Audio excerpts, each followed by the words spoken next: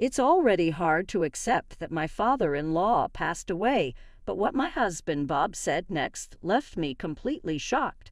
Let's get divorced now that I've got the inheritance. I don't need you to be my ATM anymore. For a moment, I couldn't believe what Bob was saying. What do you mean? I asked. Bob grinned smugly and explained, I have about $1 million from my dad's inheritance, so I don't need you anymore.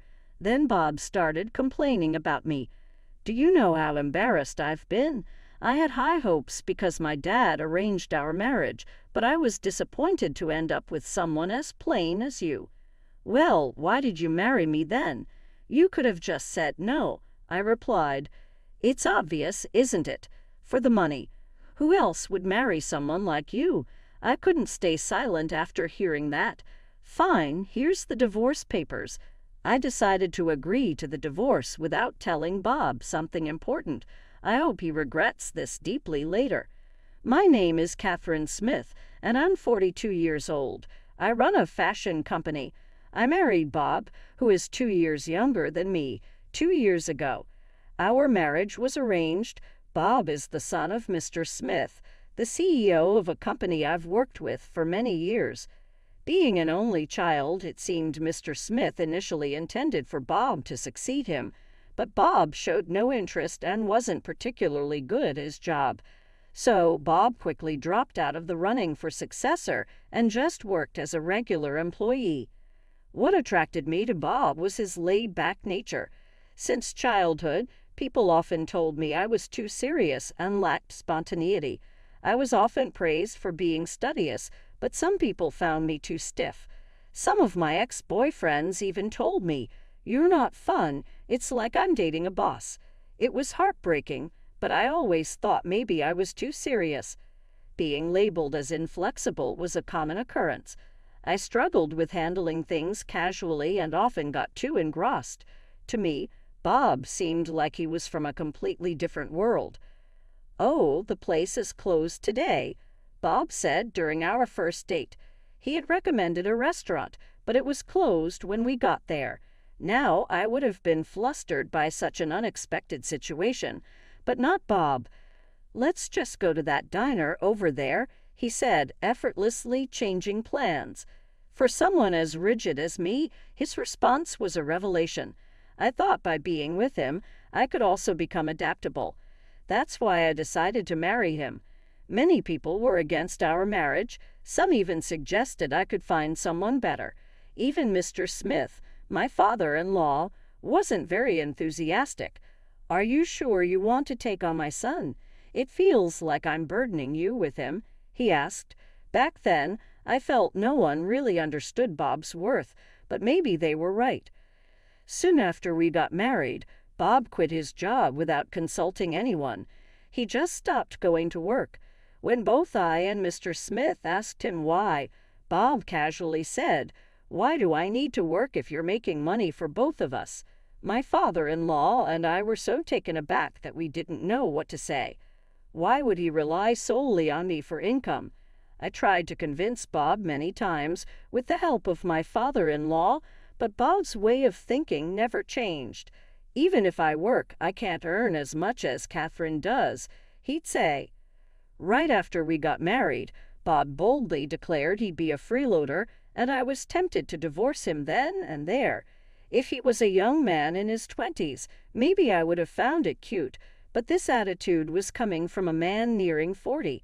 Eventually, we reluctantly agreed that he would take care of the household chores.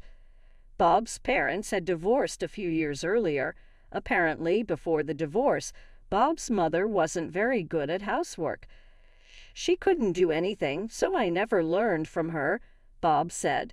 It seemed like Bob was making excuses, blaming his mother for his lack of domestic skills. True to his word, initially, Bob was clueless about housework, but with consistent praise and guidance, he managed to handle basic tasks. However, that doesn't mean he became exceptionally good at it. Still, he seemed quite pleased with himself. "Thanks to me taking care of the house, Catherine can work. You should be grateful," Bob would say confidently, which often bothered me, but I didn't think it was worth arguing over. "Yes, Bob, I really appreciate your help," I'd reply, forcing a smile. There were moments when I felt annoyed, but overall, I think we managed to get along quite well. About a year into our marriage, something significant happened. My father-in-law adopted a child, a 9-year-old boy named Jack. Jack seemed like an ordinary boy, but my father-in-law isn't someone who makes decisions without reason. So why did he suddenly adopt Jack? One day, when we were alone, I asked him. He replied, "Promise you won't tell anyone," and then explained. It turns out Jack was the child of an employee my father-in-law was fond of. They had a close relationship, but tragically, Jack's parents died in an accident. They had eloped, and Jack didn't have any close relatives to rely on. Otherwise, he would have ended up in foster care. While my father-in-law wasn't sure if Jack would be happy with us, he decided to adopt him, hoping it would be for the best. "I see. That's very kind of you," I said. "Although Bob and I didn't have children, we had quite a bit of freedom. Please rely on me if you need anything," I offered. My father-in-law smiled warmly upon hearing that. Thankfully, afterward he did rely on me from time to time, just as I had offered, on nights when he couldn't make it back from work or had pressing commitments. I took care of Jack at first. He was a bit hesitant, but he quickly warmed up to me. He's either very friendly or trying hard to fit in. Thinking about it made me feel somewhat emotional. Bob, on the other hand, wasn't happy about the situation. It seemed he wasn't welcoming toward Jack. I could understand his mixed feelings, knowing his father took in a stranger. But when I tried talking to Bob, it turned out he had a completely different concern. Adopting him? What's he thinking? This is going to cut into my inheritance. I was hoping to get everything, he said. I couldn't believe my ears. Bob wasn't conflicted about Jack. He was worried about the inheritance. "I'm going to talk to Dad about this. I'm not cool with it," Bob declared one day, and he went to confront his father. When he returned after a while, to my surprise, he was in a strangely good mood. I cautiously asked a smiling Bob, "How did it go?" He replied, "Oh, it's all good. My share isn't changing." "Huh? What do you mean?" I asked. I always thought that even if someone is adopted, they still get the same stuff from family when someone dies. "What's happening?" Noticing I didn't understand, Bob explained proudly, "Dad's making Jack give up his right to get stuff when he's gone. It's because I'm his real son." I was surprised. Could the father-in-law who talked about Jack so nicely really be planning to give him nothing? Something seemed wrong. I wasn't sure, but Bob seemed happy about it, saying, "I'm glad. Well, if my father-in-law says so, there must be a reason. Anyway, he's still young. We won't deal with his stuff for a long time. Maybe I'll divorce Bob before then. Who knows?" I was thinking about this casually, but things changed quickly. A year later, my father-in-law had an accident and didn't come back. I didn't expect to lose him so soon. I knew him longer than I knew Bob. He was a good man, both in his job and at home. Hearing the news was sad. I couldn't stop crying, feeling a deep sense of loss. My eyes were swollen and my head hurt, but I made myself get ready for the funeral. Bob was supposed to be the one mourning the most, but he seemed distant. He wasn't really feeling it. His dad had died suddenly, I thought. Maybe he was so shocked he couldn't believe it was happening. So I took charge to organize everything for my father-in-law's farewell. Since Bob seemed distant during the funeral, I held back my tears as best I could. But the hardest part was seeing Jack cry. Bob, on the other hand, didn't shed a tear. I found it strange. Instead of being sad, he seemed fidgety or even happy. Later, I figured out why. "Bob, something seems off with you. Aren't you sad about your dad?" I wanted to express my worry about his lack of tears, but his response surprised me. "Oh, I'm definitely sad, but I'm also kind of excited," he said with a chuckle. "Oops, I guess I let that slip, huh?" "Come on, Catherine, Dad was the CEO, right?" He must have left a lot of money. How much do you think he left behind?" I thought Bob was just lost in thought, but from before the funeral until now, he hadn't shown any grief for his father. He was smiling, thinking about the money he'd inherit. "What's gotten into you?" I exclaimed. "Well, think about it. We're divorced and my mom isn't getting any of it, and his only real child, Jack, being adopted, won't get any inheritance, so it's all mine. You think I can't be happy about that?" Bob had a smirk like he was about to burst into laughter any second. Seeing him like that made me want to slap him. That's how happy he looked. He was genuinely delighted deep down that my father-in-law had passed away. "I can't believe it. Say whatever you want," I said, feeling like leaving right away. But before that, I had to talk to Bob about Jack. Since my father-in-law was gone, I asked Bob to let Jack stay with us for a while. If not, Jack might end up in foster care. "I want to raise him myself. Are you okay with taking him in?" Surprisingly, Bob agreed. "Sure, Catherine. What you do is nothing to do with me anymore." He smiled, then handed me a piece of paper. It was green, a divorce paper. "What's this?" I asked, confused. "Let's get a divorce now that I've got the inheritance. I don't need my personal ATM anymore," Bob said coldly. For a moment, I couldn't grasp what Bob meant. Did he just call me an ATM and say I'm not needed anymore? "What do you mean?" I asked. Bob smirked proudly and told me I got around $1 million for my dad's inheritance, so I don't need you anymore. With this much, I don't have to work, I don't have to please you, and I don't have to bother with chores. Isn't it great?" Bob exaggerated his excitement with big gestures. I was deeply shocked by Bob's behavior. The inheritance was money that came after my father-in-law's death, but Bob acted like he hit the jackpot. He didn't seem to mourn or remember my father-in-law at all. He was genuinely happy. But money can change people. It's common for folks to act differently after coming into a lot of money. Maybe Bob's just getting carried away by the huge sum, I thought. "Calm down, Bob. Let's talk about this," I said, placing my hand on his shoulder. Bob shrugged off my hand and yelled angrily, "Shut up, you boring woman. I only married you because my dad introduced us, and you were a CEO. But I always felt suffocated with you. It's been hard for me," Bob went on, listing his complaints against me. "I was so disappointed when I expected someone better from the arranged date my dad set up, but then ended up with someone as plain as you," he continued. "If that's how you felt, you could have just said no to the marriage," I shot back. "I never forced you or begged you to marry me. I couldn't accept being painted as the villain. So why did you marry me then if you didn't want to?" "You could have declined," Bob mocked, laughing at me. "Basically, he married me for my wealth," he admitted. "It's been a while, so I guess it's safe to say," Bob started, revealing a shocking fact. "I had a significant debt. My dad said if I changed my ways and devoted myself to you, he would pay it off. So, of course, I would marry you.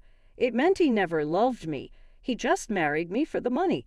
Well, it wasn't fun, but thanks to you, I was saved. Thanks a lot." Seeing Bob laugh so cruelly, I made up my mind. I didn't know this man anymore. I decided not to give him the advice I had planned and started filling out the divorce papers without hesitation. Bob, who had been pushing for the divorce, seemed a bit surprised to see this. "Hey, are you thinking of getting a divorce now?" "Fine. Here's the divorce paper," I said, after writing them, feeling a sense of accomplishment. "Now we're total strangers. Yeah, whatever happens now doesn't concern the other. You can live with that kid back, and I can hang out with younger women. We're free." Bob was ecstatic from what I could see. He hadn't cheated during our marriage, which surprised me. I never suspected it, but that was interesting. "Bob, if you were this happy about it, you should have divorced sooner." I had my reasons. I wanted the money. Bob carelessly stuffed the divorce papers into his bag and left the house in a hurry. I didn't feel right staying in the house where I'd lived with Bob. I thought about starting fresh somewhere new with Jack. It seemed like a good time to sell the house and move. I wanted to live close to my parents' place. I think it would help both Jack and me. Jack would have to change schools, but he said, "That's okay. It's a bit sad, but now we can look for a new place without any reservations." Finding a new place was a bit tricky, but after thinking it over, I made a decision. What mattered most were the short distance to my parents' place and the great location. It's expensive, but considering Jack, I believe it's the best option out there. Jack came along to see the property, and his eyes sparkled at the sight of the luxurious house. It's spacious and beautifully decorated, with lots of storage space, which was important to me. Surprisingly, it even has a pool. I didn't really need one, but seeing Jack so excited made it worth it. "Wow, this is amazing," Jack exclaimed. It didn't really matter where I lived, but seeing him happy was what counted the most. And so we moved in. It took some time for both Jack and me to get used to it, but eventually our new house became a comforting place for us. Around that time, I got a call from Bob. He sounded desperate and said he wanted to meet and apologize immediately. I had a feeling why he suddenly wanted to talk. I could have ignored him, but since he was so insistent, I decided to meet him. I left Jack with my mother and headed to the diner we agreed upon. Bob was already there, sitting in a corner booth, looking pale and about to cry.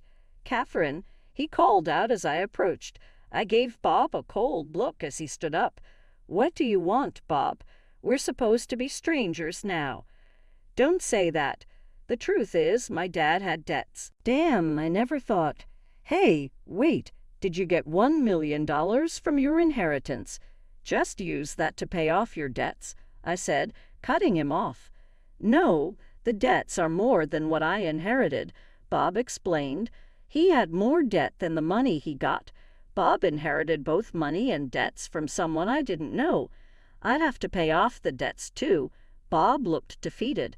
"Catherine, you must have some savings. We used to be married. Please help me," he begged with a flattering smile.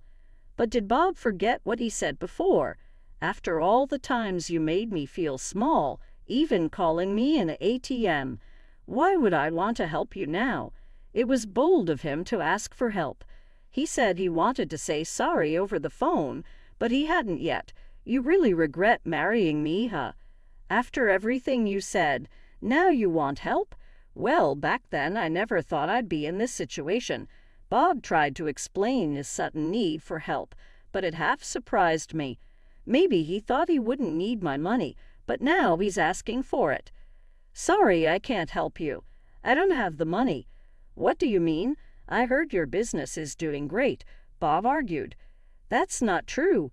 I wish he'd stop blaming me for his mistakes. I'm not lying. I just don't have money to lend.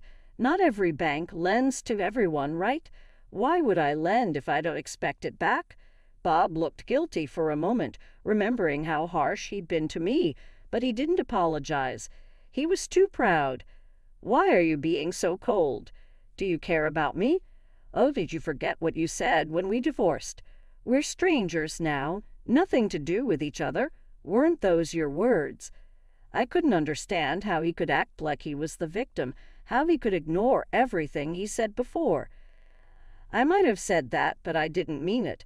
I never thought things would end up like this," Bob said sadly, leaning on the table. "I thought about the life insurance, but my dad's lawyer said I'm not the beneficiary." "Oh, really?" I chuckled at his words, which surprised Bob. "You don't think Catherine would be the one your dad left it to?" "No, it's not me." "Then why did you laugh?" "Just felt a bit sorry for you, that's all. If it was insurance, I wouldn't have inherited the debts." "Exactly. That's why my father-in-law had Jack give up the inheritance. He left something for Jack through life insurance. Jack was the beneficiary of my father-in-law's life insurance. Is that all you wanted to talk about? If so, I'm leaving. There's nothing I can do for you," I said firmly. "Wait, can't we start over?" I was just upset about my dad back then, but I truly care about you, Catherine," Bob pleaded. "You mean you only see me as a dollar sign, right?" I know, Bob tried to deny it, but I wasn't fooled again. "After all, I don't have a single dime to give to someone like you. Well, someone important is waiting for me at home." With that, I left the diner. I could hear Bob crying out, but it didn't affect me. I needed to hurry home. Jack might be hungry, or maybe he got something from his grandma. I quickly headed to the subway station. As for Bob, I heard he's working multiple part-time jobs to pay off his debts. With no work experience, qualifications, or motivation, he couldn't get a full-time job anywhere. I once saw him working at a convenience store while I was on my way to a client. He looked much older and thinner. Quite shocking. Bob, who had been relying on others, was now facing the consequences. There's no sympathy for him. On the other hand, I'm living peacefully with Jack. We even argue sometimes. Now, it's saddening when Jack ignores me after a fight, but I try to see it as a sign that he's opening up to me. I plan to support him until he can stand on his own 2 feet. That's probably what my father-in-law wished for, and it's my goal in life now.